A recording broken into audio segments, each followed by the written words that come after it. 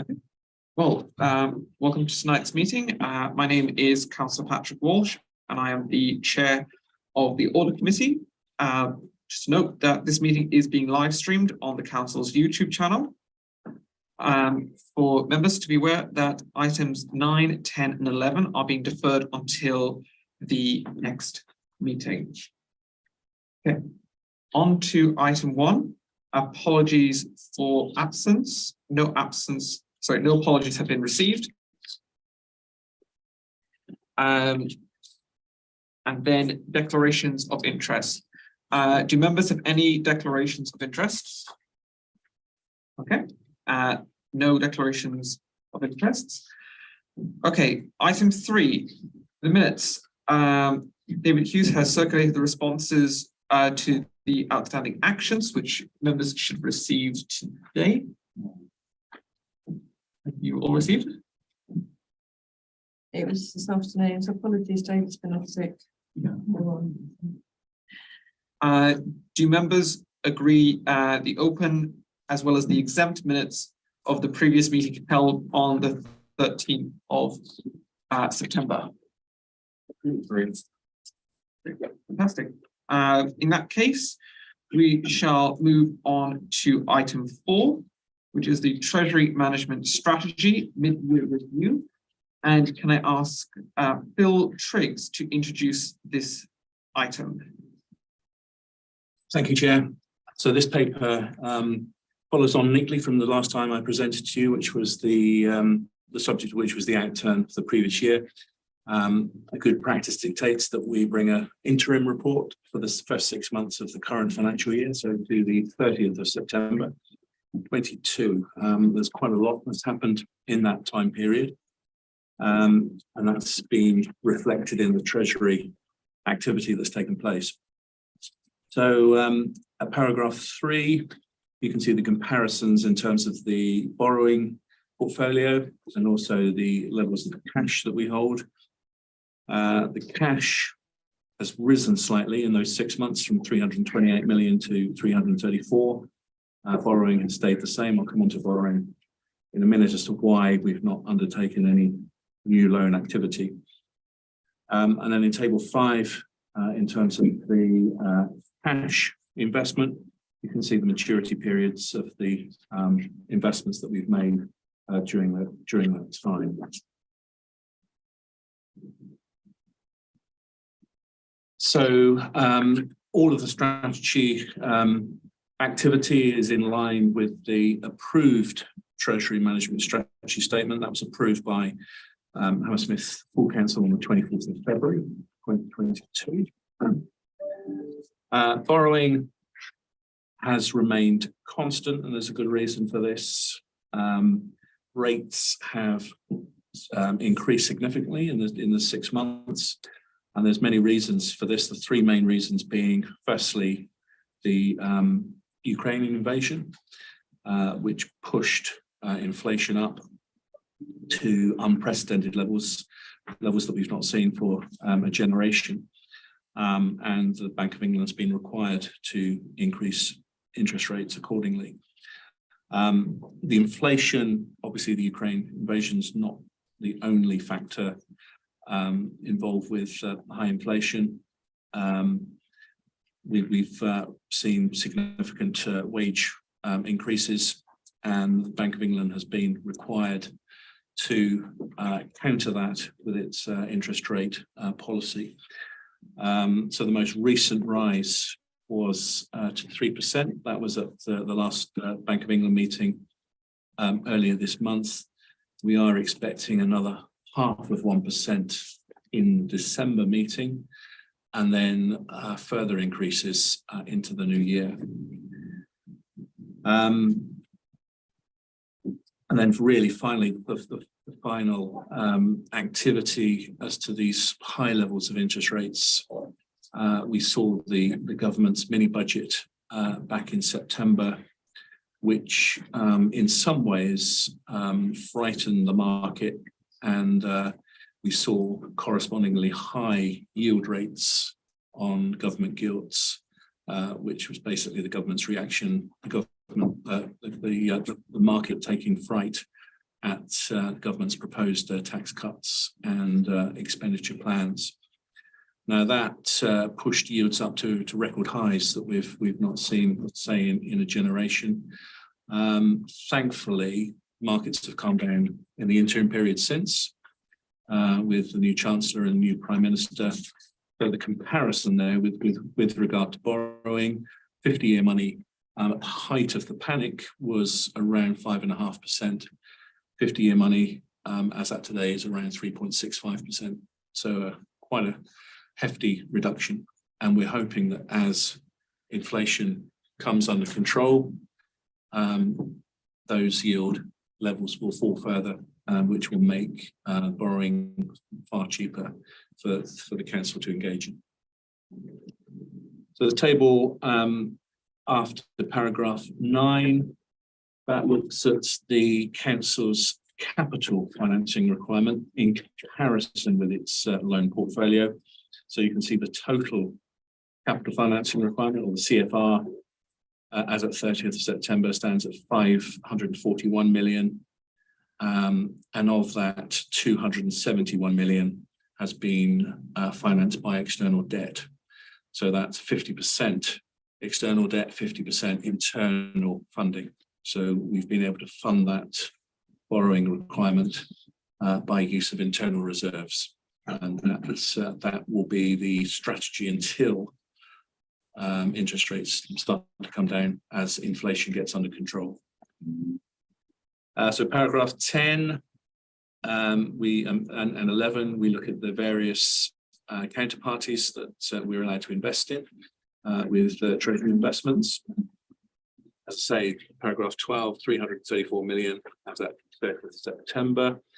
And then the table in paragraph 13 sets out the type of investments that we've made with regard to choice between money market funds, notice accounts, custodian assets, term deposits, and enhanced cash fund. Table 6, paragraph 16 and the tables thereafter look at the prudential indicators, and all of those indicators have been met during the 6 months. And then finally, the risk management implications from paragraph 20 onwards. So that concludes the report, Chair. Happy to take any questions. Thank you. Are there any questions regarding the report? Councillor Patel? Yeah, paragraph 5. I think it's a point I made last time as well. A large amount of money being held in liquidity, in cash, in other words. I think these days it is possible to invest in any sort of equities where you can actually, which can be liquidated quite easily, possibly within a week. I guess that will attract a better rate of interest, perhaps. I mean, a large sum of money, almost 80 million, has been put into funds with a period called 3 to 6 months. Just wondering whether we could actually increase that part of it and have less money lying around in cash. Yeah. So on liquidity, Councillor, the use of money market funds, which does attract quite a decent interest rate, upwards of 2%. But for that level of rate, we can also enjoy instant access as and when required. So if there is an emergency payment, if there's a capital payment that's required, or what we got used to during the pandemic period, where creditor runs were far higher than usual because of emergency payments, we were able to fund those immediately on the day. With money market funds, instant access, but a decent rate of return. In terms of the other periods that we're using, we're tending to keep the periods down because interest rates are going up seemingly every month with Bank of England's requirement to counter inflation. So we're keeping those terms short in order to enjoy higher interest rates further down the line.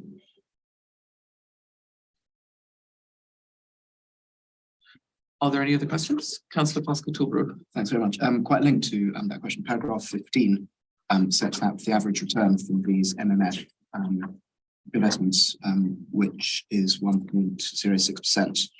Obviously, sort of lower than other potential ways of using this money. Do you have any comments on that? Obviously, there's a risk versus reward balance you have to strike. Yes, and what has happened, we've seen a steep rise in rates since the Ukrainian invasion back in February.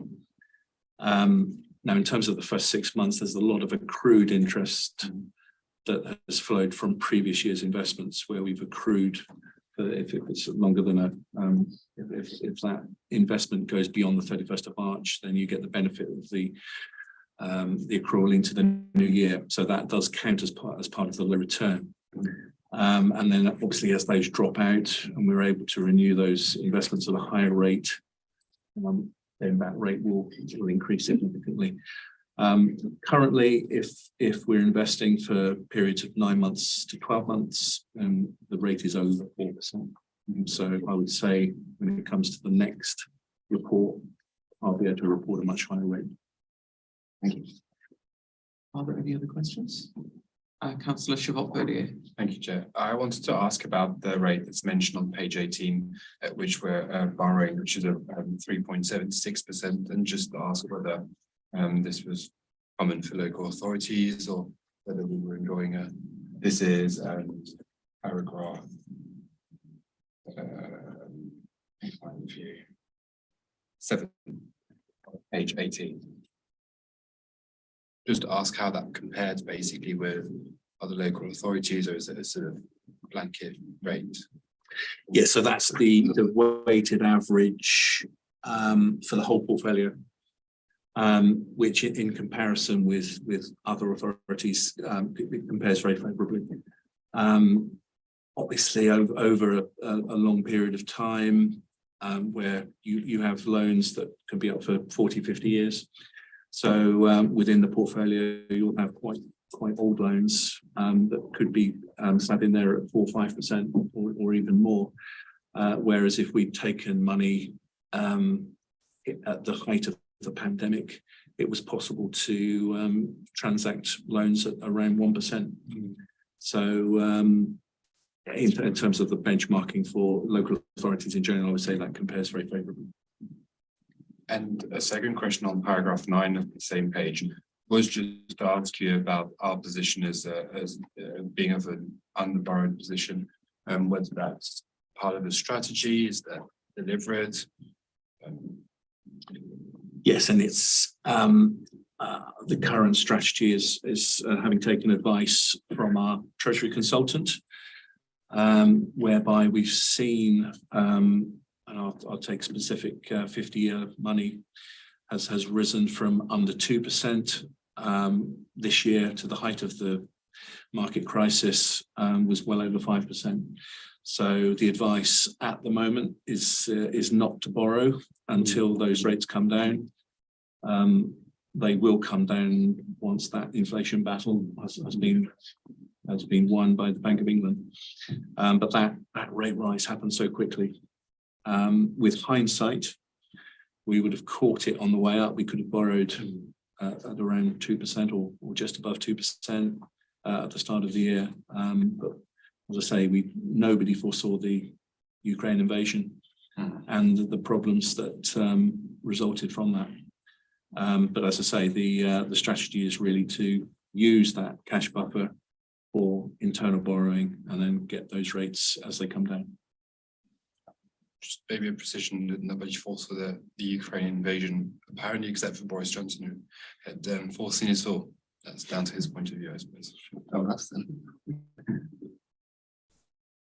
Any other questions?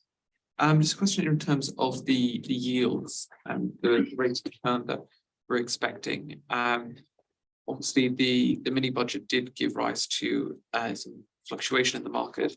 Are you anticipating that to be kind of any longer term effects of that, or is it just going to be a very brief return? So the fluctuation reflected itself in government gilt yields, where our borrowing is directly linked to government gilt yields.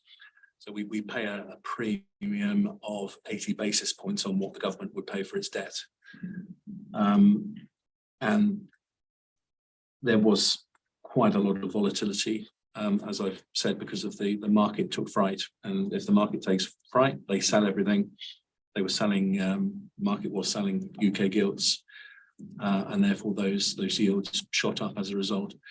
The calm that has resulted since has seen significant reductions, and I'm hopeful that with that continued financial discipline that hopefully is instilled now, the market takes good perception from that discipline where budgets balance, and we have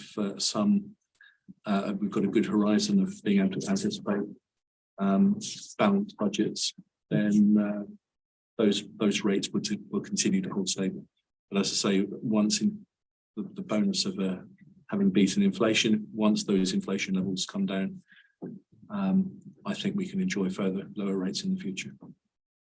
Thank you. Are there any, Councillor Patel? Yes, just one last question.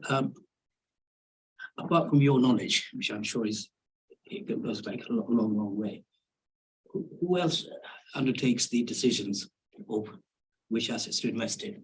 Do we have external financial companies who advise us, or how is it done?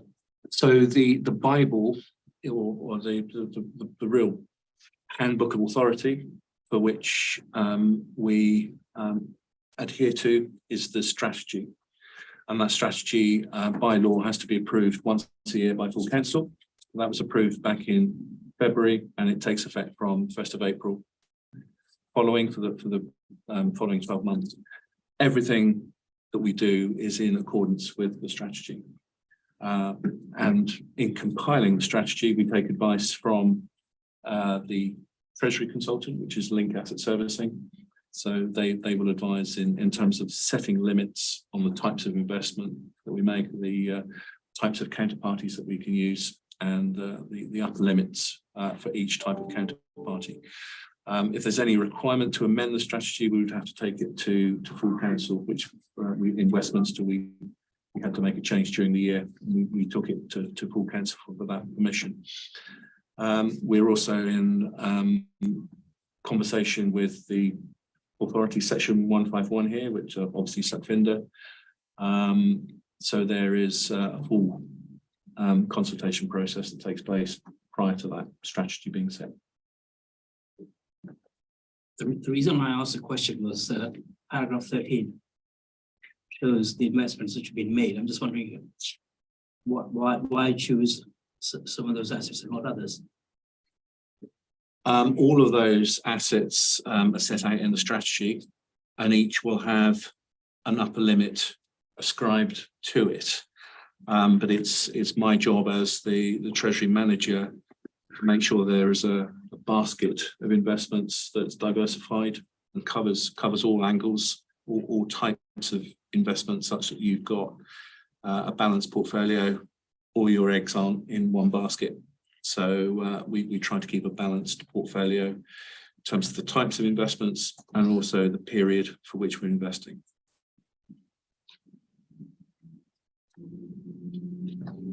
Okay. Any further questions? Right. In that case, do members note the report? Makes sense. Thanks. Moving along then to item 5. This is going to be the statement of accounts. Can I ask Sukhinder Khalsi to introduce the item? Also attending on this item will be Paul Dosett from Grant Thornton, who is attending remotely, and Andy Conlon, who is also from Grant Thornton and is attending in person.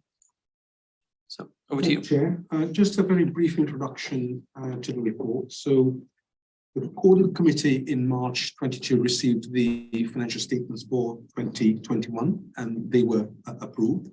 There were a number of issues that were still outstanding to be resolved, as the audit findings report indicated, and I will leave Paul and Andy to go through that.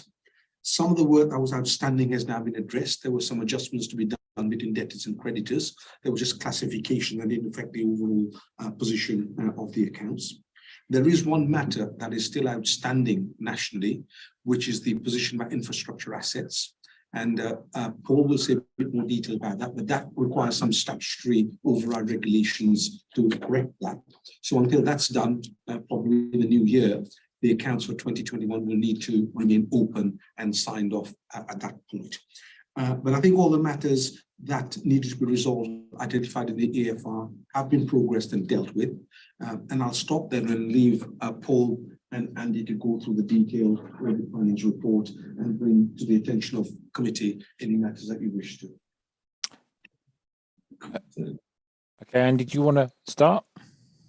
Yep, that's fine. Hi, thanks, Paul. So, page 161 of your pack sets out the headlines of our AFR.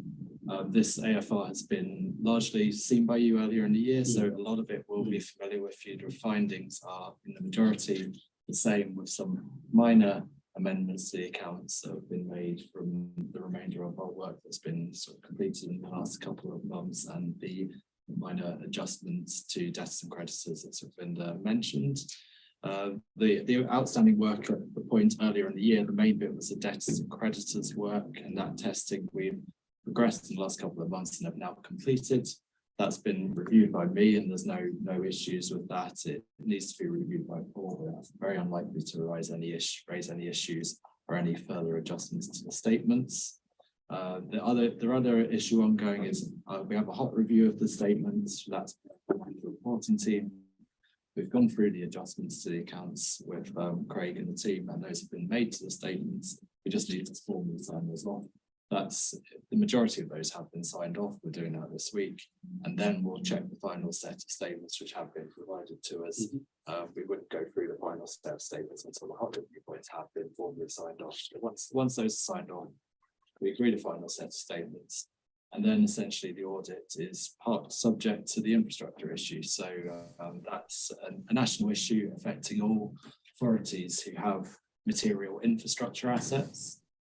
It was raised in an audit by another firm of another authority, where they sort of dug into testing some of the replacement of infrastructure assets where new infrastructure assets are put in place, and to see if the assets previous to that, the assets that they're replacing, are being written out of the statements effectively. So there's a bit of a test of the detailed record keeping around the infrastructure assets. Now, this is an issue for all local government authorities, because SIPFA didn't require local authorities to keep records to this level of detail. So what it's resulted in is a situation where auditors can't really get sufficient evidence around this to close the audits.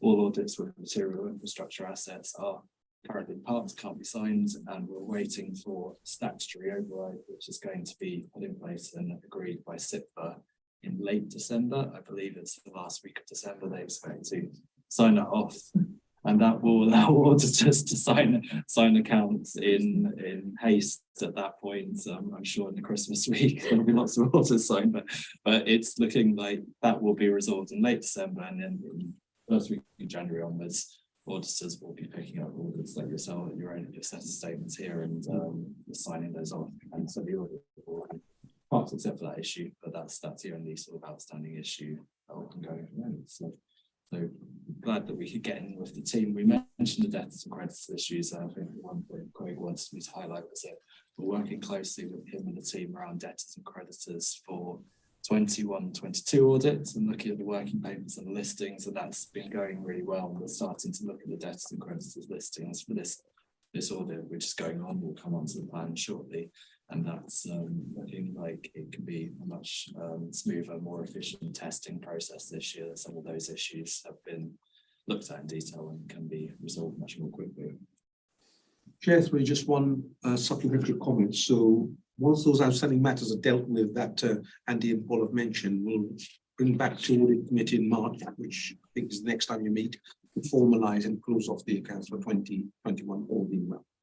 Okay. In that case, Paul, do you have anything to add? Chair, just to perhaps add a little bit more on the infrastructure assets, and the good news is the timetable is very much as Andy says. The good news is I think the firms have helped to shape that particular statutory instrument in a way that means not only will it resolve matters for 2021, it will be a non-issue in 21 too, and we'll actually have about 3 to 4 years where it won't sort of rear its ugly head again and cause problems. I've SIPFA then working on a new approach to this, but actually it should, given what the statutory override will look like, it would enable a very crisp signing of audits where it's the only resolving issue in January. So we would expect to sign this audit and many others indeed in January, in early January as well. Perfect, thank you. Then are there any questions by the committee? Sure. Councillor Pascal-Torgler. Thank you very much. Just a very quick one from me. Noting that during the audit, it proved quite difficult to get information from some third-party providers, and wondering if people had any thoughts or comments on how we can make that work better in the future, acknowledging that these are indeed third parties. So I can take that question.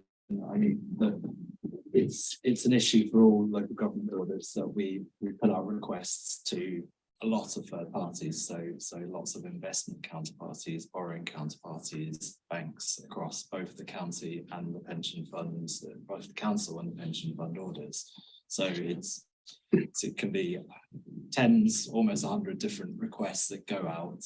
Some of them are more complex than others and have follow-up queries attached to them. So we work closely with your finance team who see our requests go out or involved in that. When we have any delays in receiving responses, we'll loop in your finance team into that, ask them to escalate it to their contacts. It's a traditional part of orders. It can take a bit of chasing.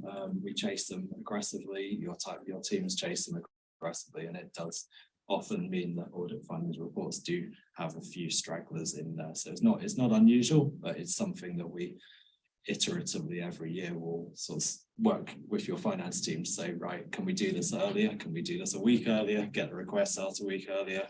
Should we chase a week earlier? That sort of strategic, who's the slow responders that we can chase earlier, and it's something we keep in mind with every audit. Thank you. Given the time period that this covers, how much of that kind of delays was COVID exacerbated?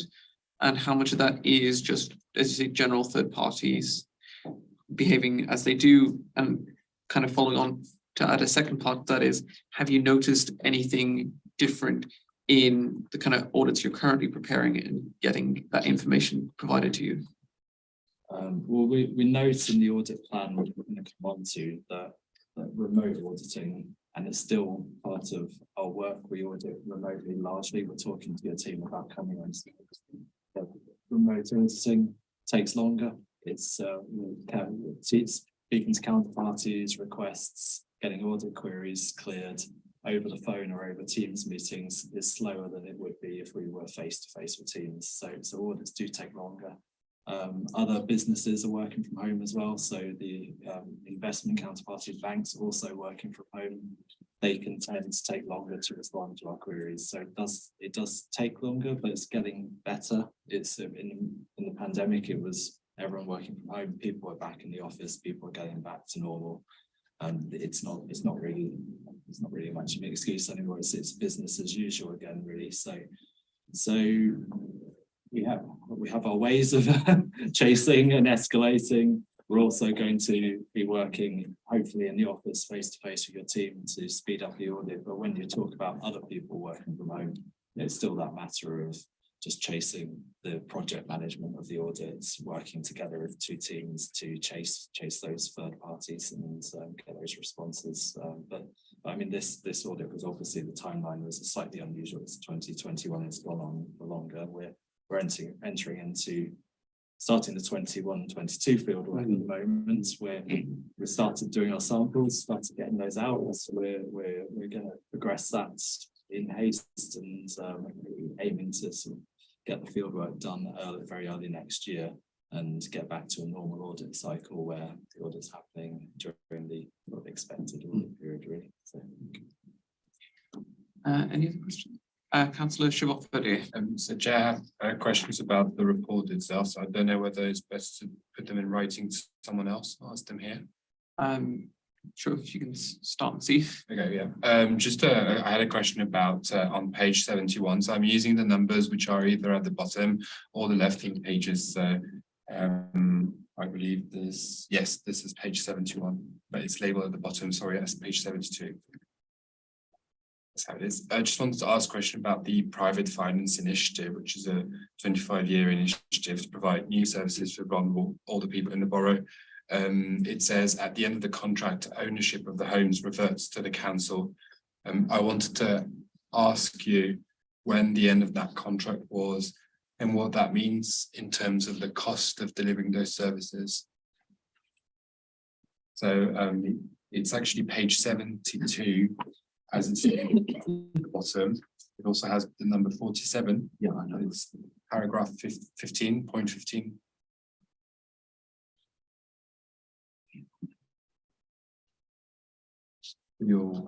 Yeah, so I've I probably don't have all the details to hand on that, so probably gets to writing it. The contract started, I think, around 2004, 2005. So that'll be 2029 that would be ending. So so I know that part, but in terms of what that means for the service, I probably have to go to the service, adult social care, and find that out. I had another question. We don't need to go to the page, but it's on page 90. It's about TfL capital grants, which are listed in one of the accounts, just to ask what they are. Yeah, probably on the details, probably from the service, but that will be to do with highways infrastructure. I mean, TfL will normally, through their programme of works, council allocate local authorities across London some resources to fund capital investment, capital programmes. So that will be what that relates to. Okay, thank you. That's helpful. I wanted to make a suggestion. Is on page 143. So before I do is to say to all of you that your reports are great visually in terms of accessibility, but I'm trying to push my own accessibility agenda across all committees. And there's a diagram on page 143 in my browser, which is also labeled 144, which is also labeled 119. That's a beautiful graph, which probably explains a lot of great things, but the colors can be quite destabilizing to a number of people. So it's just to say, if we could try to bear that in mind in the production of our documents, especially those public facing. And my final question was about one of the recommendations that you made. So we're now going over to your document on page 197, which is also labeled 198, which is also labeled 40. That's about, no, sorry. Well, that's a different page then. This is about the employee contract on the previous page, which is 196, also 197, also 39. 2,000 employee contracts when signed.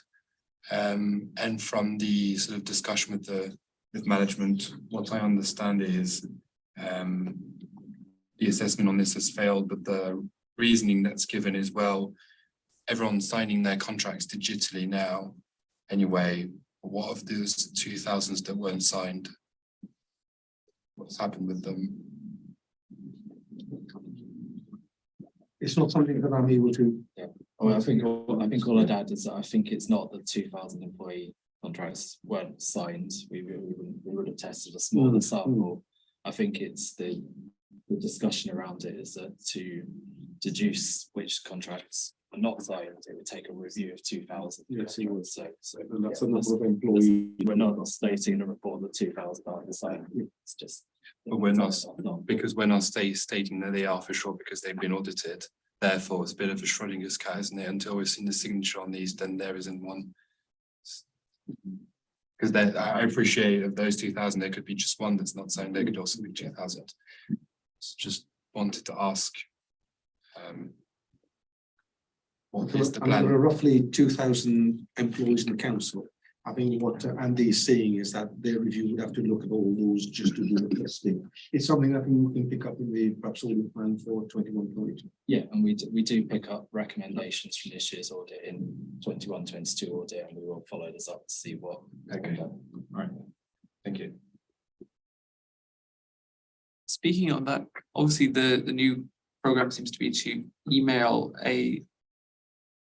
the contract to new employees after they've started, does that include an obligation to get them to digitally sign, or is it simply they just forwarded a copy of their new contract? Chair, I wouldn't like to comment on that, not I being think, the HR. I expert, think but it's Maura can a help, copy maybe. of their signed contract, that's how I interpret it. So it's signed, stored on the Hampshire system, and part of that process is to send a copy of that back out to the employee so that they have a copy. Should be signed. So the liability that's It should- noted is should be minimized. mitigated. Yeah, I mean, nobody should start with that signed No, contract, no. and it obviously goes through a process where there's a conditional offer, and then people see the detail on the contract and they can sign up, agree to it. So I think it's the final contract going out. I think that I'm not sure that was originally in the process. So I think that's perhaps been added to the process. But at some point, then there was obviously a situation where people were working out a finalized signed contract. It's possible that it wasn't on file, it wasn't accessible. So this way, if you're sending it out to the employee, every employee should have a Yeah. contract. And by having that, there's at least. I think they are there, and I think they are signed. It's the difficulty of actually finding those. I don't believe it's personally. I don't believe it's. In the event that a complaint or being made by an employee, what is the possible liability to the council? I'm not sure. Yeah, you would need a lawyer to respond to that, but we can get that for you. Okay. But if people are taking a salary from us, there'll be something implied. Yeah. Yeah. So they're putting the contract into effect, but I'm not a lawyer, and therefore we need to ask them. We'll come back to you. Councillor Shaw, please. Thank you, Chair. Just to add to your comment that the statement and you're right in your question is the contracts were on file for the sample of employees reviewed, but they were not signed. So your question is correct. So I think we will put that back for lawyers to clarify. Is there any further questions? I do have a question.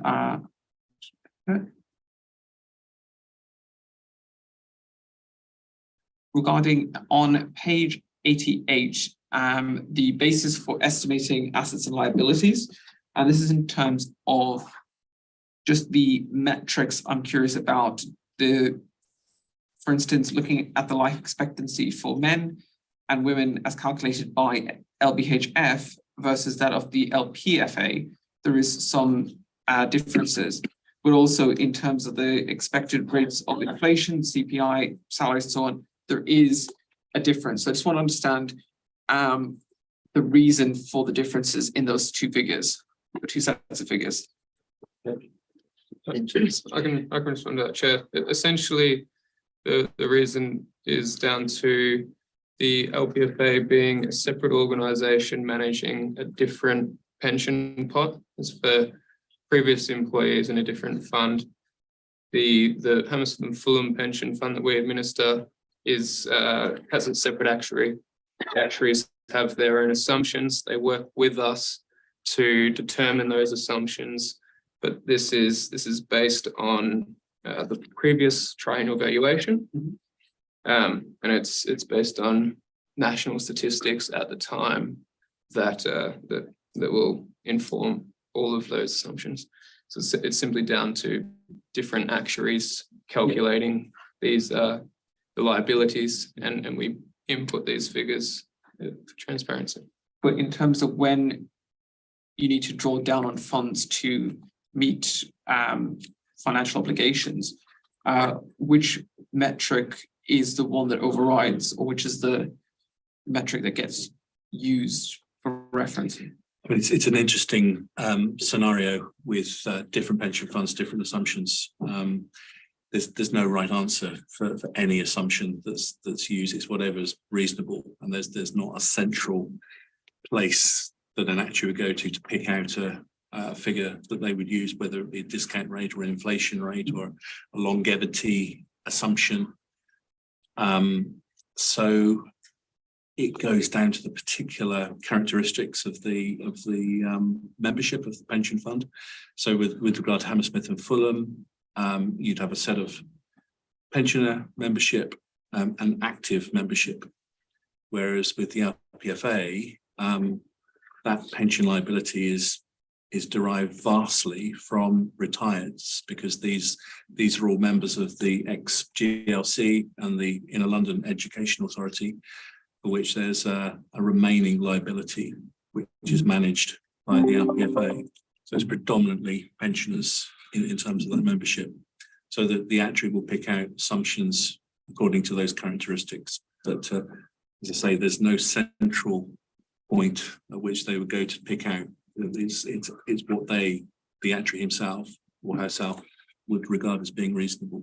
Okay, thank you. Any other questions? Okay, just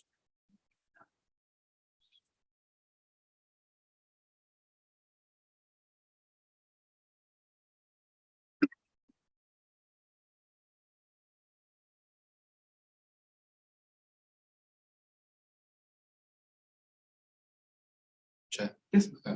Sorry to interrupt whilst you're looking. I'm not sure who to ask. So this is, let me check the page first. This is about the ICO, and that's about statements in there. Okay, so this is page 150 if you're using your browsers or document reader. It's also labeled 151 and 126. It's about completion of information rights casework. It says it's improved to a satisfactory level for the ICO. Is this level of assurance coming from an audit or an assessment from the ICO, or is this being mapped against their requirements? We sort of self-assess.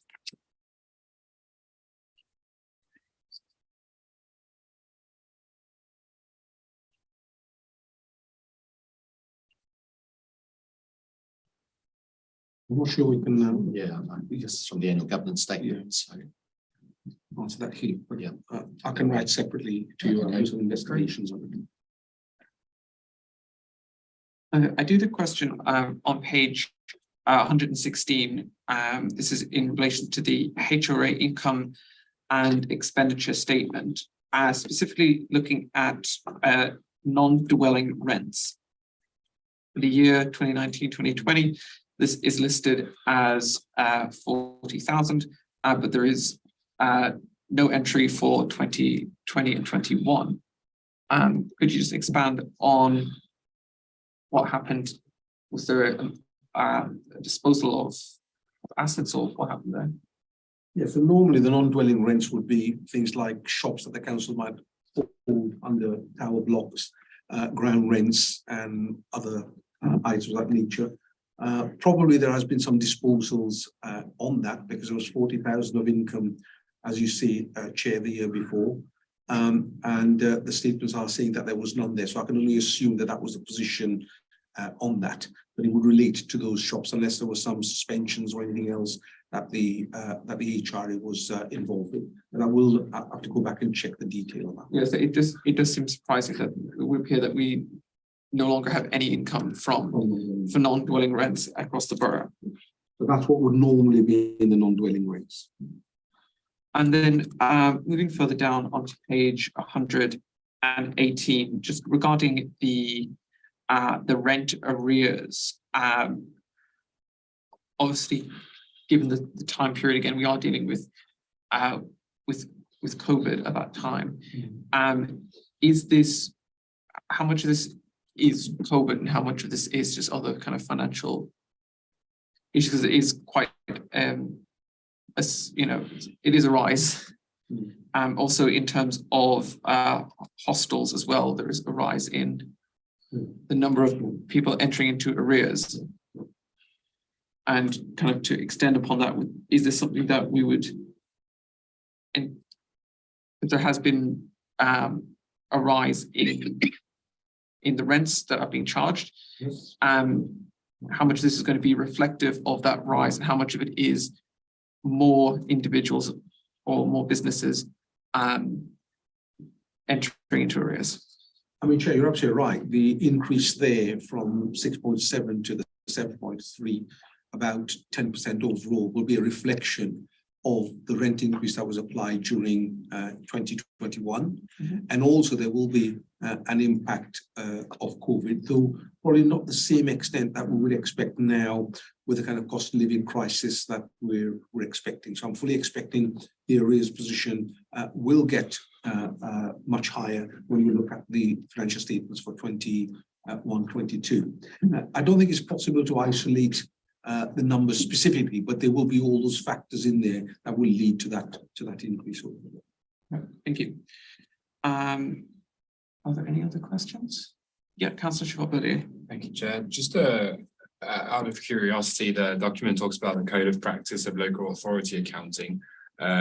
Just wanted to know if that's gone in force. Back when this is published, it talks about it's about to be published, but a lot of legislation has been delayed. And what is the impact in terms of auditing costs for our version next year? I'm sorry about the code. Local authority practice, county practice. Well, that's updated each year, so we would follow each year. We would have guidance on the code. We'd have updates from CITFA about any changes that came through. There hasn't actually been an awful lot over the last couple of years in terms of changes. There's imminent one coming about leases, IFRS 16, but that's been delayed over a few years. So there's been big adjustments in the past, but the last couple of years, thankfully for everything else that's going on, there hasn't actually been a lot of changes within the code. I think the auditors probably agree that's one thing that we haven't had to deal with major restatements and changes in process in the code. So. Just to confirm that there's an annual update, statements, which is then approved by CITFA, which is then all local authorities have to apply. But your point is right, that if there are major changes in there, which thankfully there haven't been, other than the point that Craig has mentioned on IFRS 16, it does mean sometimes the accounting systems have to be changed, new information has to be gathered, and then that puts extra demands on our auditors as well to get that audited. I mean, the infrastructure assets point is an example of that. But we will keep you informed if there are any changes as we report annually on the code of practice.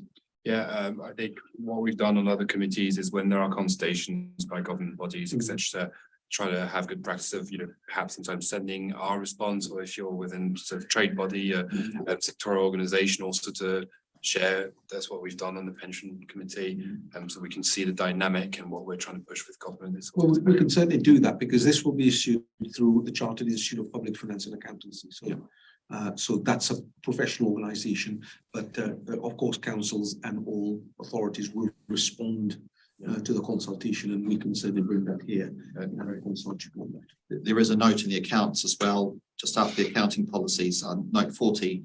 Accounting standards not yet adopted, so that kind of highlights any kind of impending standards that will be coming up. So, and the IFRS 16 is picked up. It's in there, yeah. So, cool. Thank you. Paul Dorset, please. Thank you, Chair. I mean, just to add to all the points that have been made, and particularly Councillor's point about additional audit costs. So they absolutely are driven by changes in the code of practice and changing in accounting standards. They're also driven by changes in auditing standards, which are set out by the regulator. And certainly coming down the track, we have two standards, one on fraud, which is a refinement on previous standards on fraud, which require us to do more assessment, more risk assessment about the risk of fraud in financial statements.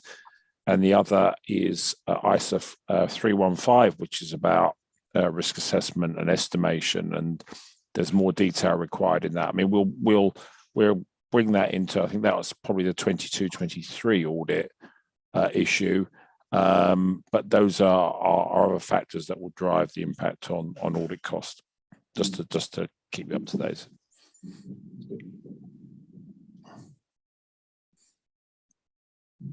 Just a question regarding page 195, the bank recollection. Obviously, it's been a delay in getting that recollection operational from last year, and it seems to be continuing from the previous year into the year in question. Is this something that's now been resolved? Page 195, issue. 195. Yeah. Is it on the audit report? Is it on the audit report? Yeah. Andy, perhaps if you could, pick that up. So you can see this was a recurring issue from the 1920 audit into the 2021 audits, and again it's a recommendation here that we're saying that management just ensure the completion and review of bank recs during close down and investigating and reconciling items. Again, that's something that we'll speak with management just to see what progress on that recommendation is during the 21-22 audit process that we're in at the moment. So I wouldn't be able to go into the detail of that right now. But when we come back with a report on the current audit, we'll have further information. I was just going to say on our side, since I've been here from June each month, I've had a bank reconciliation from our finance team, and we've looked at the differences and we have taken some action, and we've got that documented. So that's the sort of thing that we will provide to Andy and his team as part of the audit. So we feel we're quite on top of that this year. And Craig, I'm glad you clarified that for the committee and the chair. So monthly reconciliations of our bank accounts is a very important thing to do to keep control of our cash flows and our cash balances. So that's something that is being done monthly, as Andy, as Craig has just mentioned. And any issues that are picked up on there, we will progress and reconcile this. Fantastic, thank you. But the auditors, external auditors will report on that when they do the review for 21-22. Excellent. Just a final remark on my side is just in terms of the two letters that are proposed to be sent out. They're referred to as Dear Sirs. Is that a legal reference, or why is it only a masculine Dear Sirs being used? It's a good question. I mean, I think maybe we're taking this as the formal letter writing sirs meaning all.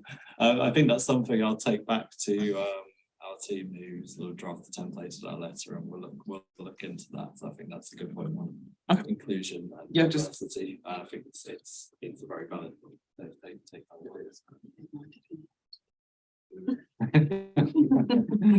I have no further exclude anyone. questions, but is anybody else got questions? Okay, in that case, does the committee note the revised statement of accounts in Appendix 1? Noted. Councillor? To note the accounts remain unaudited until final stage sign off by the external auditor. Is that noted? Noted indeed. And to note the context of the external auditor's revised findings report. Noted. Okay. Including the auditor's findings, recommendation, the council's response to recommendations, and finally to approve the 2020-21 management representation letters, which are Appendix 3 and 4. Is that agreed? Okay. In that case, we shall move along to item 6, which is the external audit plan. And can I ask Paul Dossett and Andy Conlon to introduce the item? Andy, are you happy to kick off? So this is the audit plan for the 2021-22 year for the council and the pension fund. I'll take the report we've read. We've covered much of the detail and thoughts about the plan. Started this meeting in the last item, so I'll take the report as read and just take you through the key points. We've been working with your team during October and November to start planning the audit. This audit plan is an output from that work. It sets out the key risks, materiality for the audit, and I'll just direct you to page 241 to 244 of the report. And that's where it sets out our view of the key risks, the key significant risks for the audit. These will be familiar to you because the audit key risks are largely similar to the 2021 audits. which is in a way as you would expect. So one of the significant risks is the non-rebuttable presumed risk of management override and controls. And we direct our journals sample testing towards that to address that risk.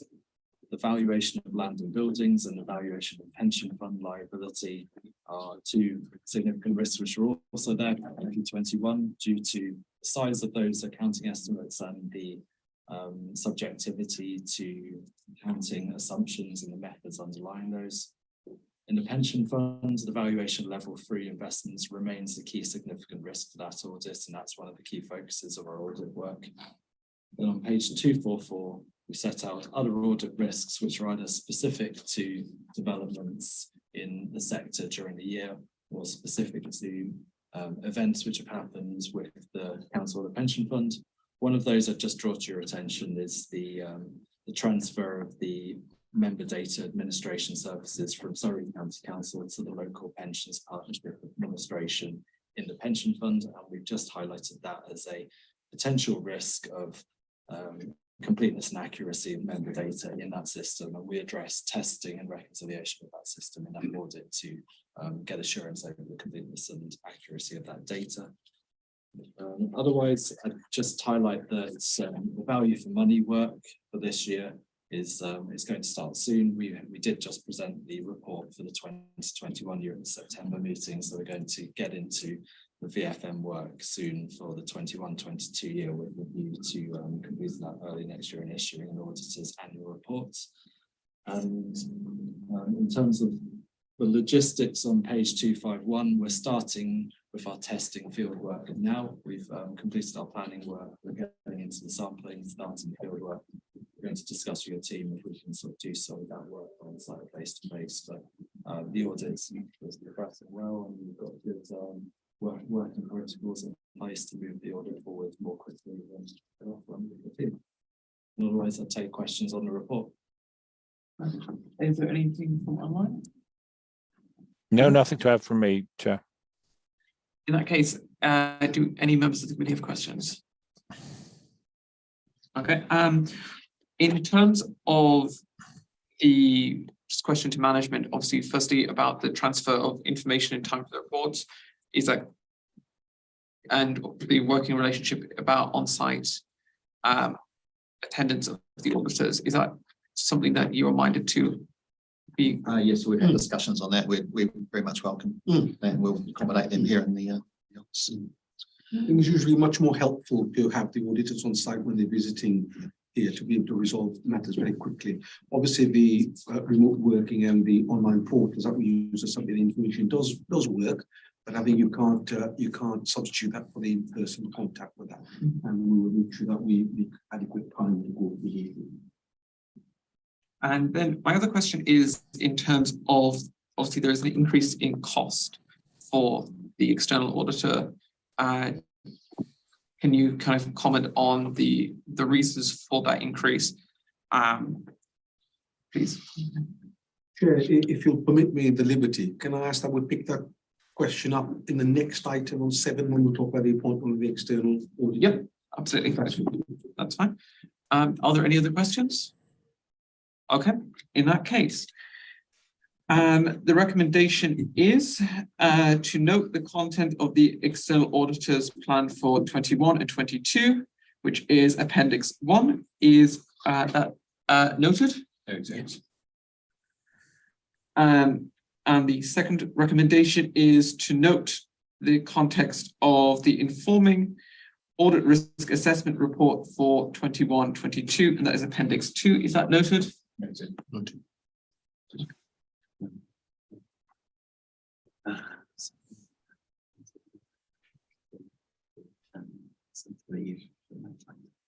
Okay. In that case, I'd like to thank the auditors for their participation this evening, and I would ask them to leave the meeting.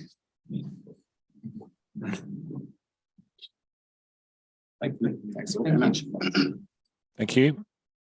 Chair, through you as the auditors just leaving, can I just extend my thanks to Paul and to Andy and the team for their work that they're doing with the council and the officers for the rest of the auditors. It's very much appreciated. These things are not easy, but we appreciate the work that they're doing with the council to get things done as efficiently as we can. That's Thank you very much. very well said. Thank you very much.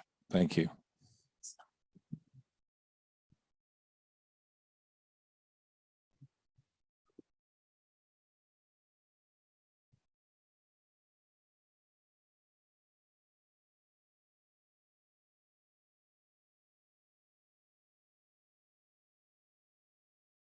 Okay, moving along to item 7, which is the external audit appointment of Grant Thornton. Can I ask Sivirik Cassie and Craig Tucker to introduce this item?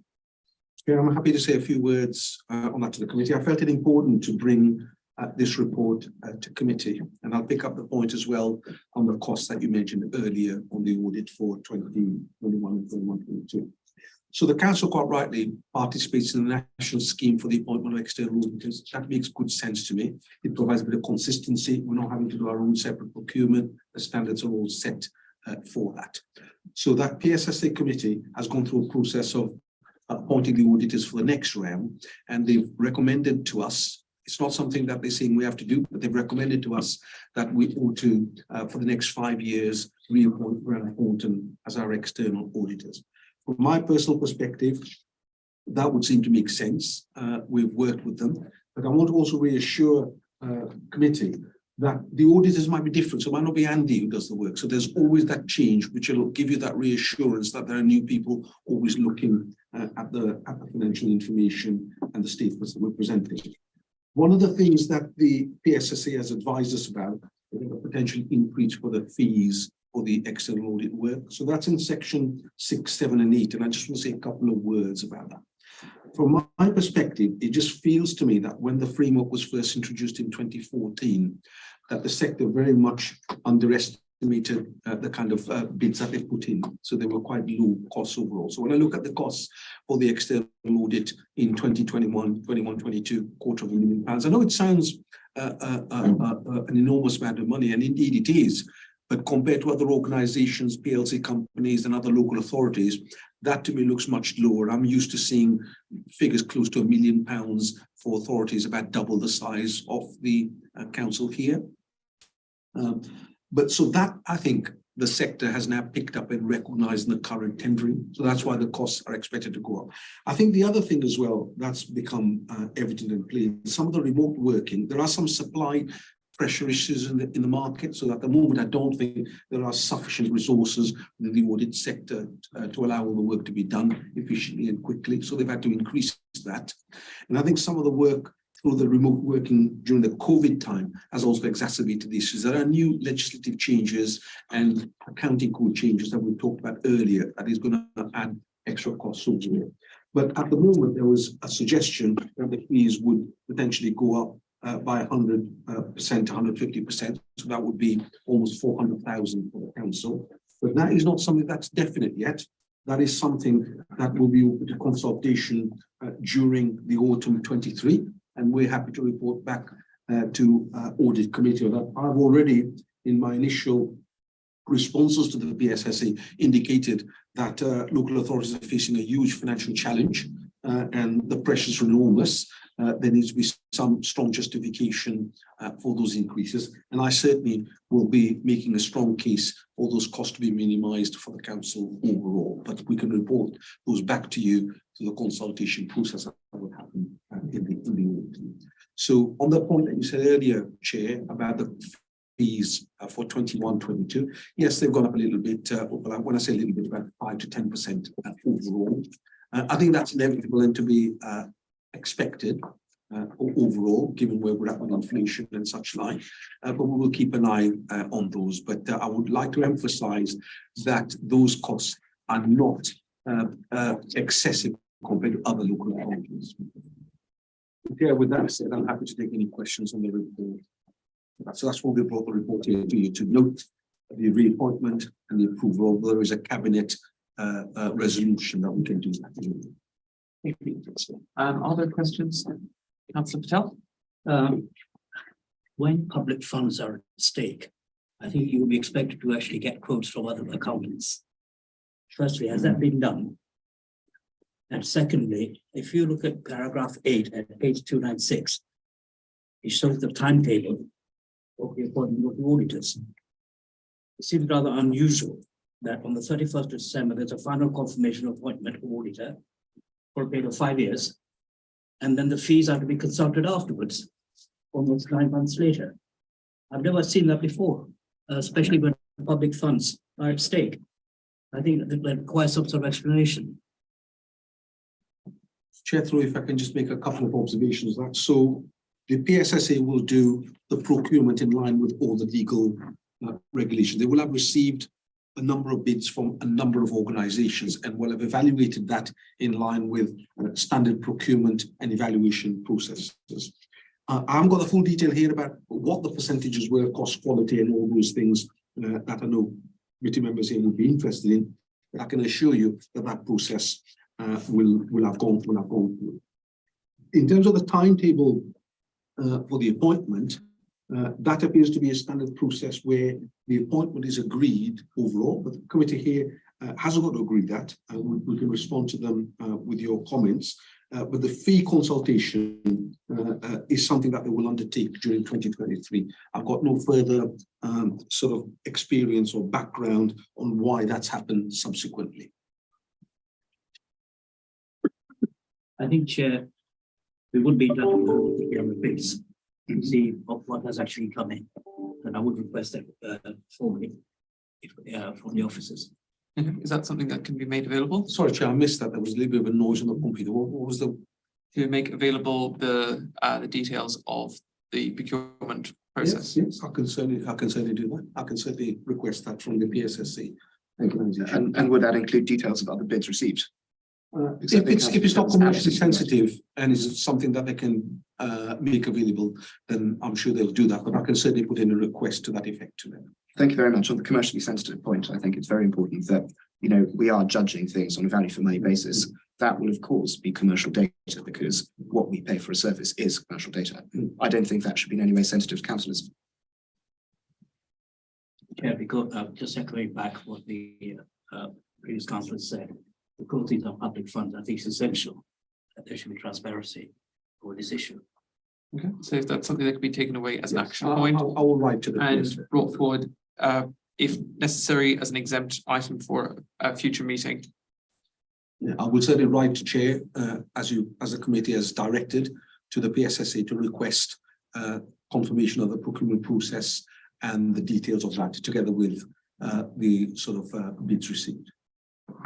Councillor Shivot-Vede. If I can continue on that very good point, I think, so my understanding is PSSA has made its decision or is in the process of making it, and there's ever only so many ways we can influence that, right? So we're not going to be able to say to PSCAA, well, you should have chosen those ones. They'll be like, well, we didn't.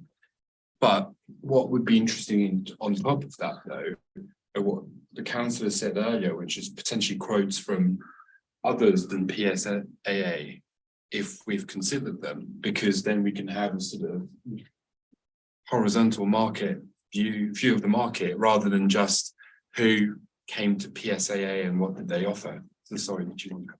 Yeah, I've just messaged David actually because I can't get onto the internet at the moment, but I think a report did come to a previous committee which explained the process of using the PSIA, and there would have been a decision made whether to go into that process with that big procurement, because there are limited providers of the service out there. It's a very, very limited market, and a very large number of councils joined the process, and I'm pretty sure a report went.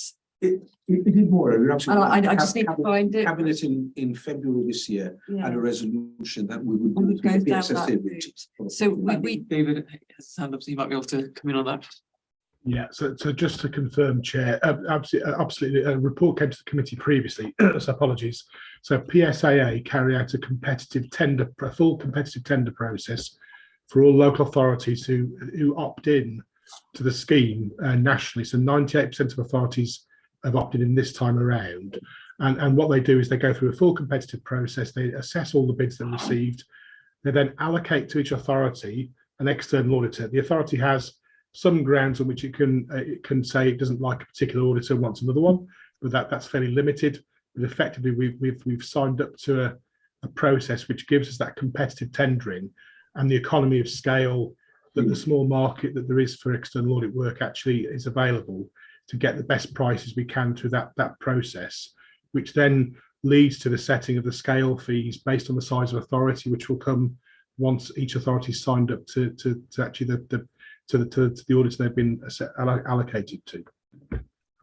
And David, when was that report brought to committee? Do you know? It was about a year ago, Chair. So I'll dig that out while we're online now, see if I can find that out and provide that information to you before the end of the meeting. We can certainly provide the report to you by email afterwards as well. Certainly, I think given that all members of the committee are new councillors and new obviously to this committee as well, this wouldn't have been something that we would have been necessarily aware of before. But also you touched on something there, David, as well, which is the number of organisations that can provide auditing to council. Roughly, do you know, David, how many organisations are capable of undertaking an audit for an organisation such as this? I will find out the exact number for you, Chair, but I know that they all have to be accredited in the first instance to be able to carry out external audit work.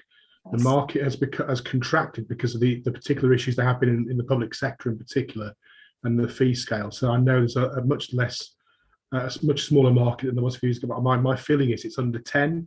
But I will double check for you and come back to you with the exact number as well.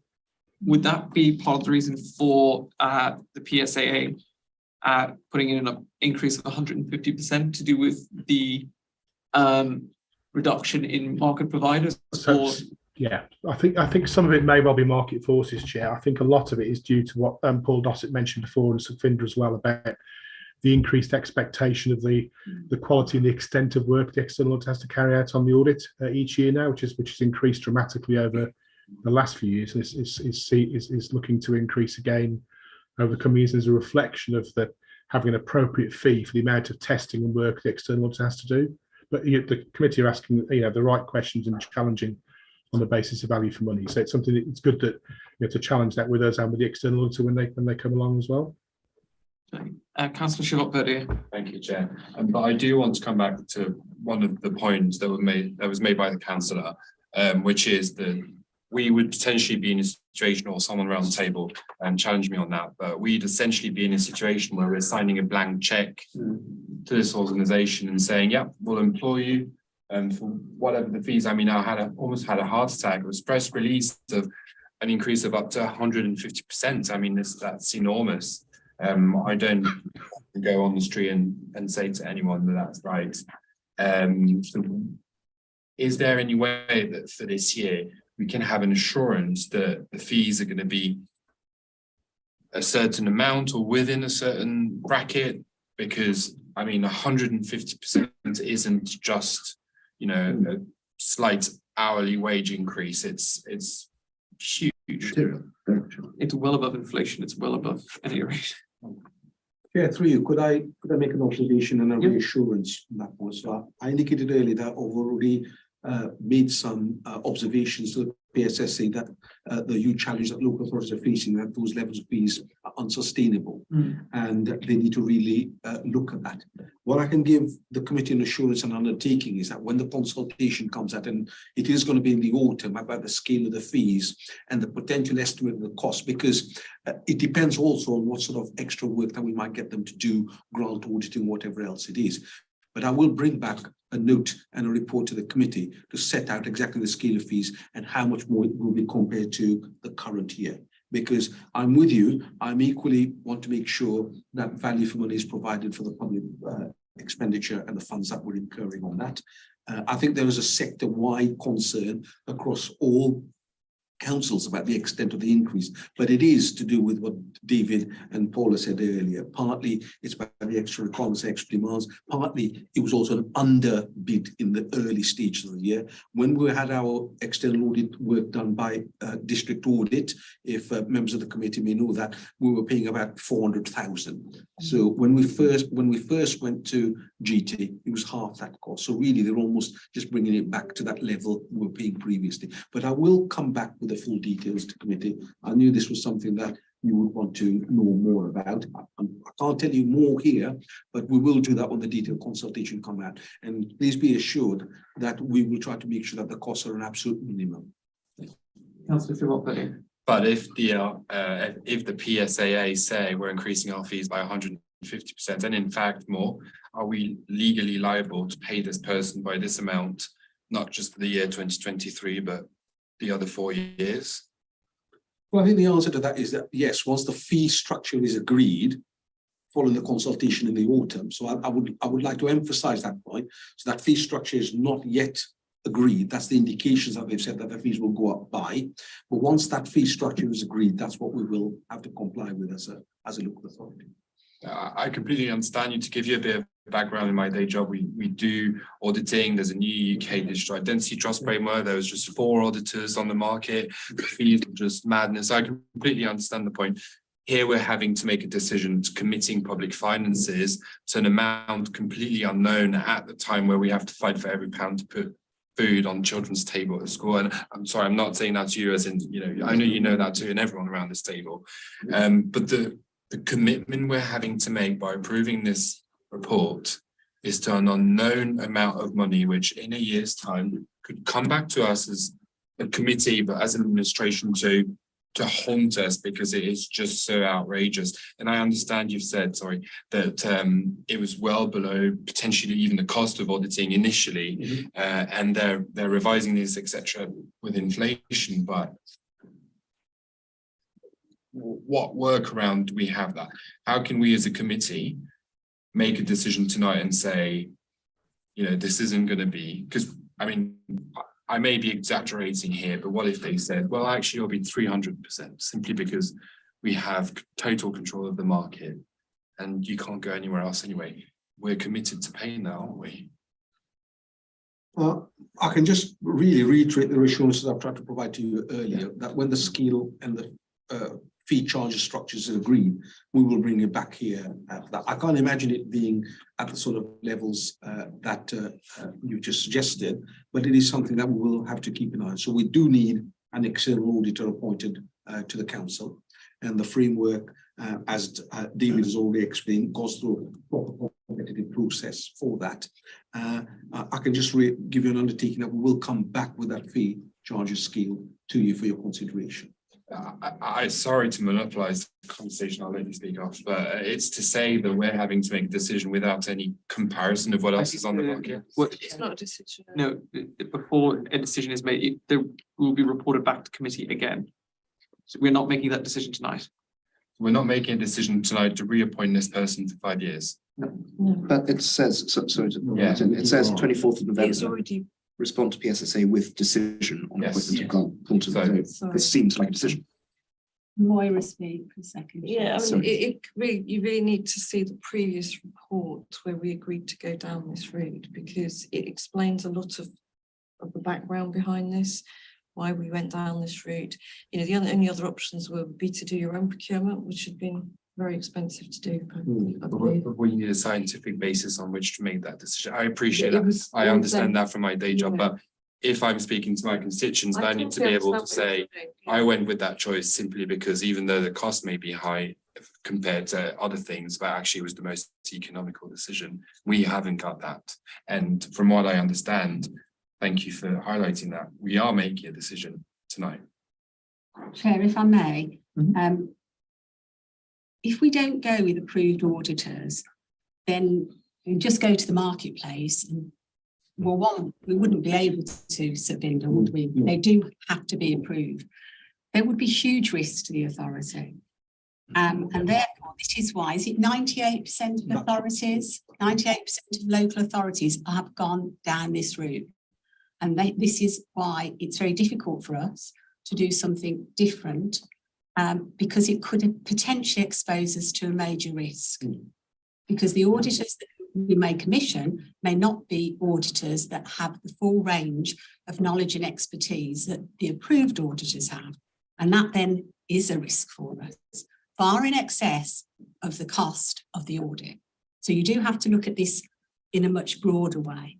And as Satvinder has said, actually the fees are coming back up the district auditor fees were more expensive. So, and everyone realises that costs have gone up.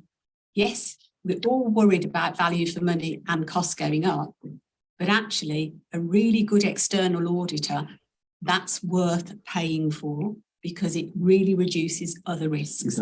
It's very important to us to get those assurances that we're doing everything we should be doing. And their job is to come in and find out anything we've missed. And sometimes that could be very expensive. We have good internal auditors, but external audit and challenge is crucial. So my concern is not so much about the cost of this going up to where it currently is. My worry would be if we chose a different path. And 2% of other authorities may have done something like that, but we have very well run finances here, and we have that for a reason, because we're cautious and we do lots of due diligence. So we're happy to bring the reports that were previously agreed and provide more information to the members. Yes, I think Sharon, just to add concern. something to what you've said there. So yeah, so Maura and David can provide you the report that approves our participation in the framework. I think what is being recommended from the PSSE is that from all their evaluation and everything that they've done, they are recommending that we go with GT. I've given you an assurance that you probably won't be the same auditor, so you'll get a different set looking at those anyway. So it's a recommendation to accept the Grant Thornton as our auditing organisation. But on the fees point, which I think is the contentious one that you're seeing there, we will come back to you on what that framework is going to be. And you've asked for information on the process and what other people tendered for that we will provide separately to you. Is that Councillor Alexander? Yeah, I'd hope to ask a very simple question, and unfortunately Sharon's partly answered it and she didn't give me the answer I wanted, so I'm going to go simply into try and make sure I get the answer that I want. I'd like you to get it here. I mean, put it simply, what's in it for residents? And let's move away just quickly from council taxpayers, even though they're just as important, to council tenants.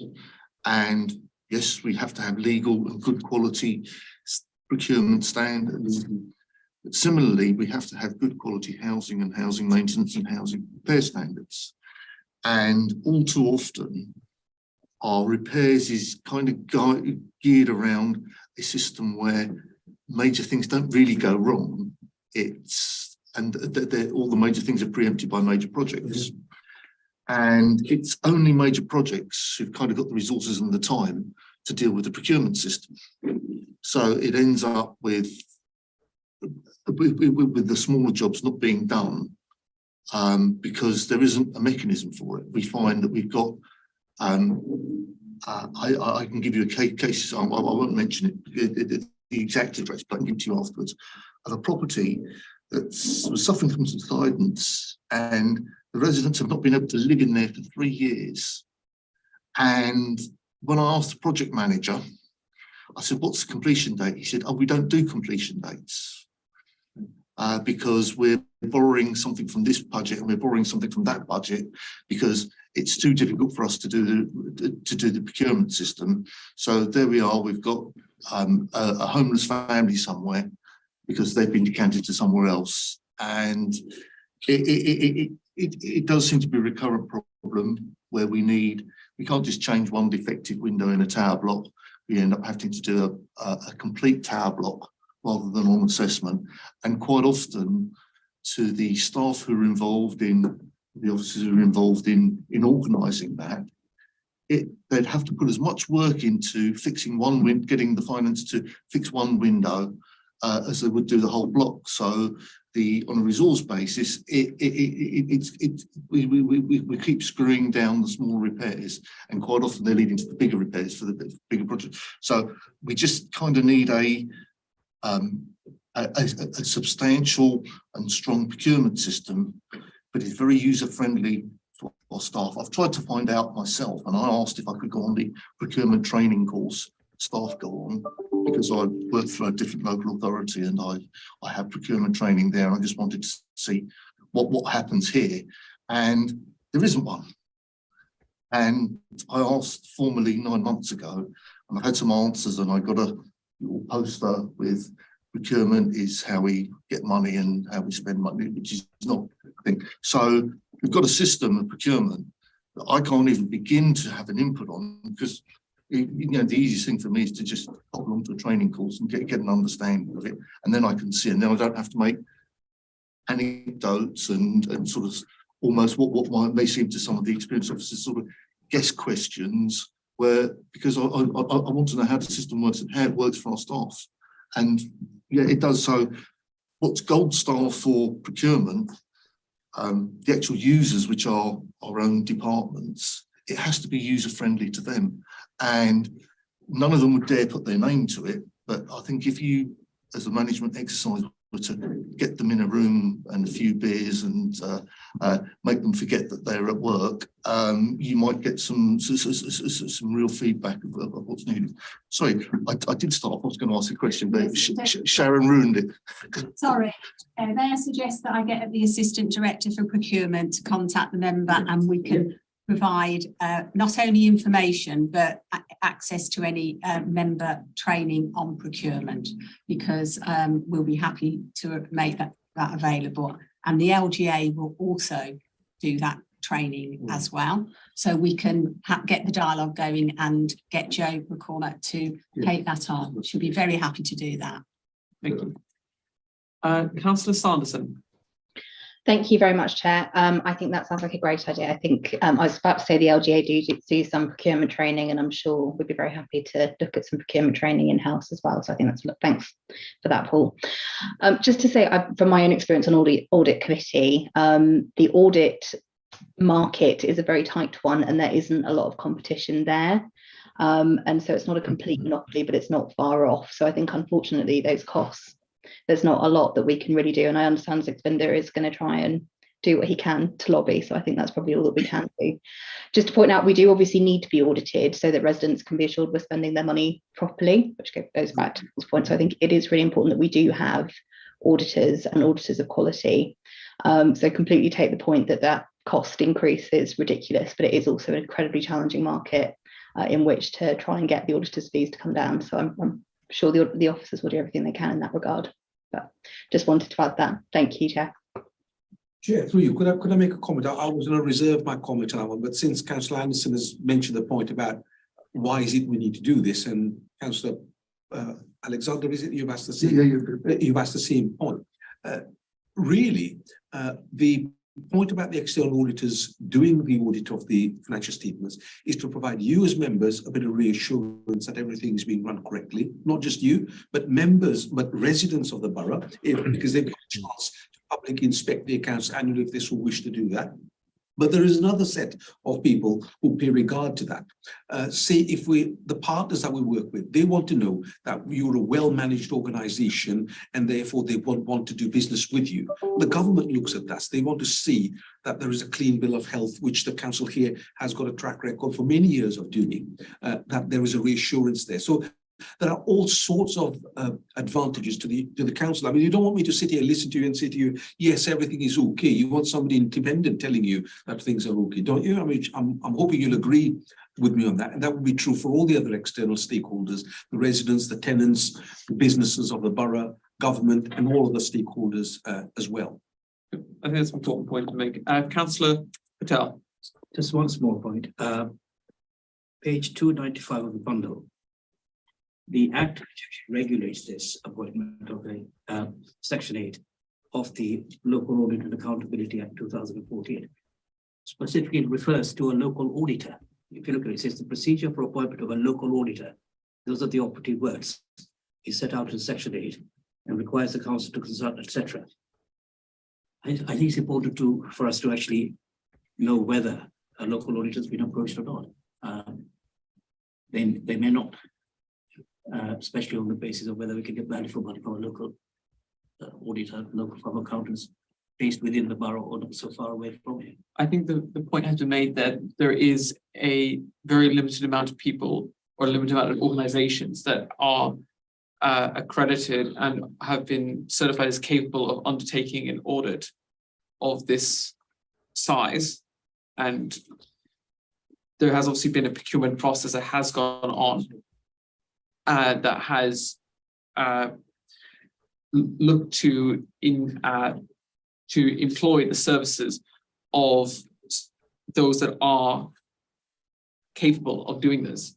And I think the point's been made in the committee that in order to provide that reassurance to residents that what we do and how we hold ourselves to account and the auditing that goes on, we need to employ those kind of highly qualified individuals that are able to audit an organization of our size and complexity. Unfortunately, it has been also noted that there is only a very limited number of organizations that are actually able to do this, which has been one of the reasons for the rise in the cost of employing these auditors or these external auditors.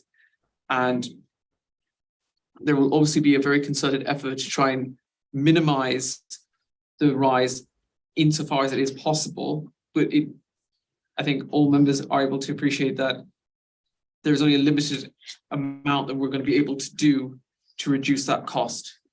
Unfortunately, the markets do dictate the price to a certain extent. If I may, sorry. Councillor David. Sorry, apologies, Chair. If Councillor Pascal Toomey wants to go first, I'll have to pick up on a few points that have been raised, if that's okay. So the term local auditor is used to describe the auditor appointed by PSAA. So you'll note on page 216 of the pack on the audit opinion, Grant Thornton signed themselves as local auditor because they've been appointed by PSAA as the local auditor. I can confirm that the previous report that came to the committee was on the 14th of December 21. I will circulate that report to the councils after the meeting. This is the one that set the base on which we signed up for the framework that PSAA ran. I think there are good points raised about how we could do differently. What I would suggest, what I would bring to your attention is the small number of authorities who didn't join the PSAA's framework last time round, 4 years previously, actually experienced issues around quality and cost by appointing themselves. And that's not just cost of procurement, but the actual cost of the auditor and the quality of the work that was done. So just to give some reassurance there, I think just to reinforce points that Sukhvinder and Sharon and others have made, if you think about some of the reports in the public interest and some of the high profile authorities where there have been governance failures in the last couple of years, this is because there's been high quality external audit work done, which has brought these issues to the surface to reassure or otherwise residents on how their funds are being spent and how their services are being provided. So together with Sharon and SLT, Sukhvinder, myself and internal audit and the external auditor, you should be getting from us a really good quality picture about the assurance about how the council manages its finances and provides services to residents. So, you know, quality external audit is a really important part of that picture, I think. I'll go to Councillor Pascal Toomey. Thank you very much. If I could sort of request, well, 3 points. Firstly, how was it done in 2012 when we managed to roughly halve the cost, which seems like a really big win? Secondly, I'd be interested to know what formally happens in the autumn 2023 consultation on the proposed fee increases, i.e. what can we reply and does that have any teeth? Thirdly, it's probably a wider point, but the situation that we've seen here does almost amount to a monopoly, and it seems as if many councils up and down the country are being slightly stuffed by these rising costs. That does seem to me an issue which requires lobbying at the government level, and I'd be interested to know what, if anything, councils, including LBHF or more widely, are doing about this, because I'm sure that if money is being spent on massive increases in audit costs, then that is also a communities and local government matter. I can make an observation and a comment on those points. So the London Councils and the LGA is aware of those matters and will make all sorts of matters of lobbying in national government, generally for the resources allocated to local authorities and for this particular matter there. All I can give really to you again is a commitment and a reassurance that I will come back with that detailed scheme. And part of the cost there I will explain that fully. Now, what Craig and I and the finance team will do, because sometimes those costs are partly a reflection of how efficient the local authority itself is in getting the work done. And by improving some of the things that Craig talked about earlier, the bank reconciliation, amongst other things, will mean that the amount of time that the external auditors need to spend with us will be minimal. And therefore, that will also reduce its cost. The online and the kind of in-person working that we talked about earlier will help in that process.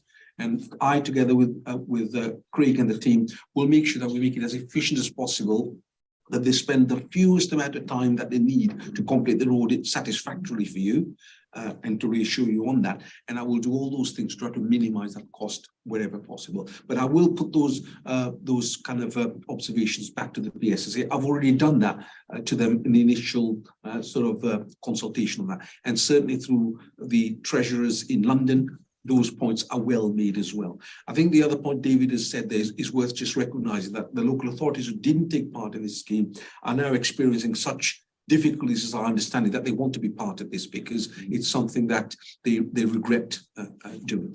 Chair, I don't know whether those further reassurances help the committee. Yeah, it seems to be a worthwhile point to make. I do know that. Could I assist with the answer? Sorry, this might seem a bit strange, if I may, because the 2012 audit, I was on the Finance and Audit Committee of HF Homes at the time, and there were some very serious problems with the audit systems in use, and there was quite a lot of recovery. And you have to remember that there's a lot more money spent when you have an arm's length organisation. So the audit has to not necessarily be better or whatever, but it was structured in a completely different way to what we have now. So it's just that I do apologise for. It's a good observation to make. You're joined by Councillor Ree. Councillor Ree. Good evening, everyone. Thank you very much. Sorry, I was tuning into the meeting on YouTube, and I saw that there was quite a bit of discussion on this point. So I just wanted to join the meeting so I could perhaps give a bit of background. I was actually on the audit committee when the previously discussed report was agreed, which agreed that we would use this framework in order to procure an auditor. I want to start off by saying I completely agree with Councillor Pascal Toubray's point that we essentially have a monopoly in the audit market. There are very few firms that are capable of carrying out an audit of the standard and the complexity that we would need in Hammersmith and Fulham. So we're very much sort of up against the wall in terms of trying to choose a provider who can do it. The big increase in fees is, I imagine, largely as a result of that, because lots of these firms can essentially name their price. If there are only 2 or 3 firms in a market, and you don't have that choice. You can't. There isn't genuine competition between them, and you essentially end up swapping between 1 or 2 firms based on whether you've had a good experience in the previous year or not. The far bigger risk, as far as I see it, and as we saw it on the committee at the time, was that we wouldn't be able to get an auditor, and so wouldn't be able to have the borough audited, which would be hugely detrimental to us, as very few people would want to trade with us because we weren't audited. It would look terrible to the people who send us here, the voters who pay council tax and expect us to be running the council in an effective and an efficient manner. The people who rely on council services, they need some assurance that these services are being provided properly and they're being overseen. And we need an auditor, someone independent who is qualified to make those judgments, to publicly say, yes, the council's doing what it should be doing. I completely agree that it's a rip-off. I completely agree that we're being screwed over these costs. But sadly, the way that the market is, that's what these costs are, and we have to pay them. And the cost of not doing so, is unfortunately even worse. So I just wanted to tune in and say that I share your frustration with the cost. You know, we're trying to put a budget together at the moment, and this is extra spending that we'd really rather not have to do. But we need to be audited. Thank you, Councillor Reid. I think that's quite a valid point to be made, that while there is a regrettable increase in price, it is essential that we have this service and the assurances that that service can give to those that ultimately elected us and those that work with us as well. David, is that a legacy hand, or do you want to? No, Chair. I was just looking at Councillor Pascal Toubray's first point about the change in the drop in prices in 2012. If I could just give some context to the committee on that as well. So some of you may recall that the Audit Commission previously existed and actually dictated and set out how external audit to local authorities was undertaken in the UK. And actually most of the audit work was undertaken by District Audit, which is an arm of the external auditor. The Audit Commission was abolished in 2013, and PSAA took over to run the first fully competitive process for external audit work, and that resulted in what Sir Tony Redmond called a race to the bottom in terms of driving costs a long way down. So Tony Redmond was asked by the government 3 years ago to produce a review of the external audit market and external audit transparency and financial reporting, which I'll send a link through to members afterwards as well. But he was very much clear about the way in which audit fees had been driven down to the extent where they were unsustainable, given the amount of work that external auditors were required to undertake. So I just want to give you that context, that actually the abolition of the Audit Commission, the first competitive tendering process, was the reason why prices dropped significantly around 2012, 2013. Thank you, David. Thank you. Is there any further questions? Councillor Chivot-Berdier. Thank you, Chair. And no, just an observation to say thank you to both speakers on the screen, but also to say it's helpful reassurances, and it's why we have conversations and committees to actually in reports in general provide as much context information. I know it actually came from a good place, trying to save us our lives reading a 376 pages report, but in fact we do always see the value of providing more. So context like this, very, very helpful. Okay, any further questions? Only if they can do the impossible, which is help local residents understand that we are very much in a supply-led market, not a customer-led market in these terms. Therefore, we don't always have the choice, and it can be the supplier who says, "Well, take it or leave it," and then they're high and dry. But it's getting that. I think it's a national problem, but if we can just better address that to local residents, so they don't say, "Blimey, you know, that much for an accountant." Perfect. Okay. In that case, do members? There are two recommendations. Firstly, that the committee note the appointment of Grant Thornton by the PSAA as external auditor for the 23 through to 28 period. Noted. And also that the committee note the potential significant increase in audit fees for the 23-28 cycle. Noted. With regret, noted.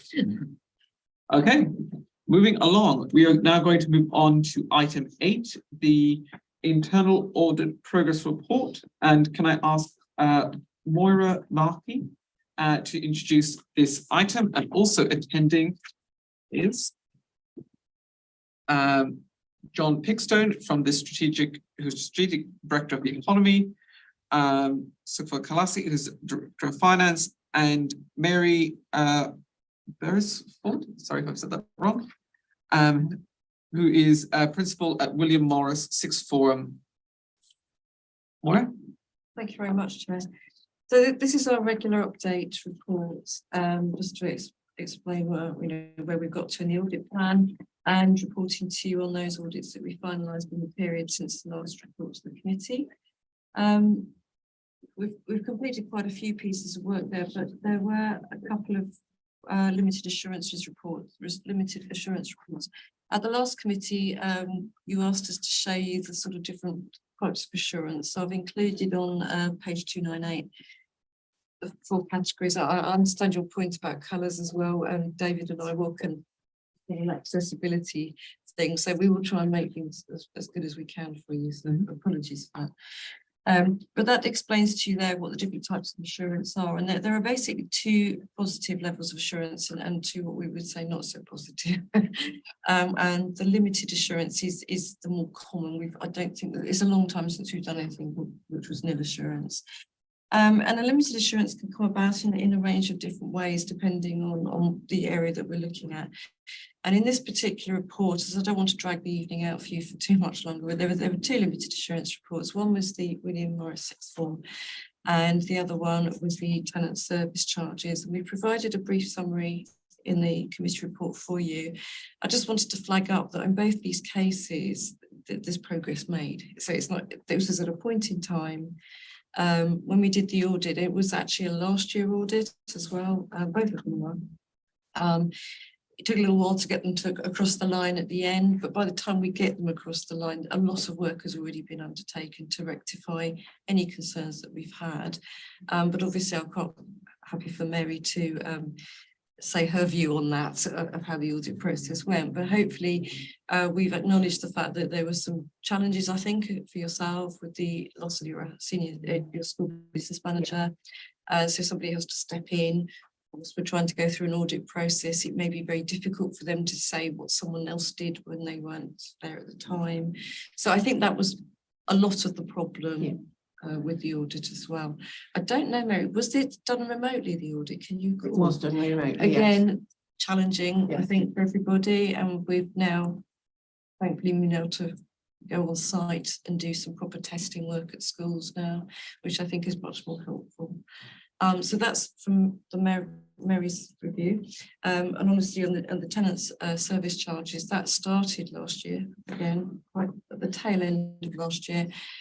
We had draft reports, say, about June to May, June time, but there's obviously had to be a lot of collaboration and discussion with key areas to get that one to final as well, by which time a lot of work was in hand, putting a project in place to address issues which were known, be fair, by the service. But we've had to, it's key involvement of finance and obviously the economy team to work together to get it to the right place, to the point where you could actually address the key issues that were identified. So that's really what I was going to say, is that it's not bad, two limited assurance reports, two completely different areas, different magnitude. And I really appreciate both of you coming today to answer any questions. Thank you. Are there any questions by members? Councillor Short-Purdy. Thank you, Chair, and thank you for your report. I wanted to ask you about Appendix 1 and generally questions. So they each list high priority recommendations, medium and low. I wanted to know, it's not a trick question or anything, it's trying to understand is from the table, how can I or can I not, and it's fine if not, but can I understand how many were actioned or? Not at that point, no. So that's what recommendations made at that point in time. What we do is we follow up. Yeah. And at that point, we report back how many audits recommendations we followed up and how many have been implemented, how many are partly implemented and how many are not implemented. If somebody doesn't implement something and we are not happy about that, we would actually report that to you as well, so that you were aware if there was an issue of actually taking on board recommendations that have already been agreed. So at this point, this is the final report, the findings we've all agreed with there. Sometimes by the time we get to the final report, someone said, yes, we've done that now. Which is the William Morris is exactly that. But we haven't tested that because we're not going to do the follow-up straight away. We have to, a bit of breathing space, get on with our other work, and then we'll come back to that and test what we've asked them to do. They have test yearly or? It really depends on what the recommendation is. So the timeliness of the recommendation is dependent on. And thanks for giving that granular. No, that's fine. I understand. Can I set a little bit of context? Yeah. So in response to your question on in case of tenant service charges, the internal audit September 22, the cabinet approved paper October 22. I would argue I'm not the internal auditor, but did address the 5 recommendations, notably the 2 high priority ones. So I personally feel as a strategic director, we've rectified the issues raised by the internal audit, but we absolutely will work with internal audit to rectify that. Indeed. I'd agree, John, that a lot of good work's been done by colleagues in your team in finance and legal service as well to address the issues the audit raised. So it's things have moved on quite a bit since the audit fieldwork was undertaken. Councillor Patel. Appendix 3 refers to the audit and the findings at William Morris School and attendance service charges. There are some shortcomings. What interim procedures have been put into place pending any remedial action? For each of the audits. So, correct me if I'm wrong, Mary, but most of the recommendations made in respect of William Morris, they're quite specific. Yeah. And they're really only the option is to correct the weakness. For example, purchase orders not raised purchase orders. Yeah. And it sounds ridiculous, but evidence that you've done the goods receiving, evidence that you've pushed the invoice through the system, the old-fashioned audit evidence, really. Sometimes these things are not always evident, which is why we raise them. There are a lot of very specific things. The voluntary account's not been audited for some time because we had no evidence that they had been, and I think that was accepted as they hadn't been audited for some time. And they're actually with the auditors at this moment in time. Yeah, so I mean, those aren't even the council's funds, but we have a duty to ensure that they are getting their what we call them unofficial funds, governance funds or whatever, that they are actually being properly maintained, because the name of the establishment is linked to the council, so reputation, we need to make sure that these things are done. So they're very, very specific. So usually where there's a weakness, there's a very specific recommendation to address that weakness. And they have all been implemented. Yeah, including the fact that the audit's happening now. Yeah. So yeah, it's probably a little bit more of a stretch on the tenant service charges one, because there were a lot of complex things that needed to happen, probably, which needed to be analysed and then reported through cabinet, as you've done, to explain what the impact of those changes would have, because there obviously is a financial impact. So I don't know if there's anything you can say. Yeah, I mean, I think that the 2 points of high priority was that our service charge framework was set in 2012. It had been adjusted for inflation, but not in changes in the environment and the nature of those service charges, and we weren't recovering our full costs as we should have been doing. So that cabinet paper addressed that back in October, and the process for doing so is very much, we feel, been in adherence with the medium recommendations, which are around reporting and engagement with residents and improving some of the policies. But the 2 key financial recommendations that led to the limited assurance audit have been addressed, and the cabinet paper signed off.